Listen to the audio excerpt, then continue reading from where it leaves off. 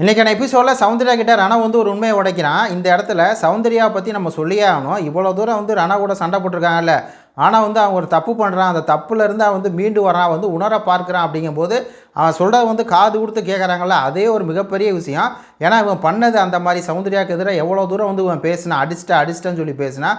அதுக்கப்புறமா இவன் வந்து தப்பை உணரும் போது சரி உணர்ந்து தொலை சொல்லு அப்படின்னு சொல்லி அந்த தன்மையாக வந்து கேட்டாங்கல்ல, அதுவே வந்து நல்ல குணம் சௌந்தர்யாட்ட இருக்குது அப்படிங்கிறதுக்கு உதாரணம் அப்படின்னு தான் சொல்லணும். அவன் சொல்கிறான், நான் ஏதோ ஒன்று பண்ணணும் அப்படின்னு சொல்லி நான் பண்ணேன், ஆனால் கரெக்டாக பண்ணணும் அப்படின்னு சொல்லி நான் நினைக்கல.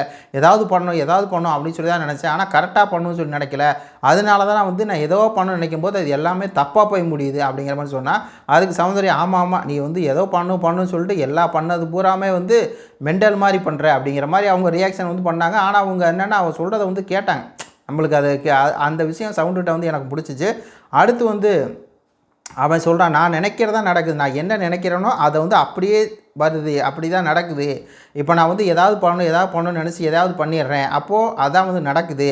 அதனால் நான் வந்து குழப்பம் பண்ணணும் அப்படின்னு சொல்லும்போது நான் வந்து குழப்பம் தான் பண்ணுறேன். இதுக்கு மேலே நான் வந்து கரெக்டாக இருக்கணும், நான் வந்து கரெக்டாக நினைக்கணும் அப்படிங்கிற மாதிரி சொல்லி சௌந்தர்யா கிட்ட வந்து பார்த்தீங்கன்னா ரொம்ப ஃபீல் பண்ணான்.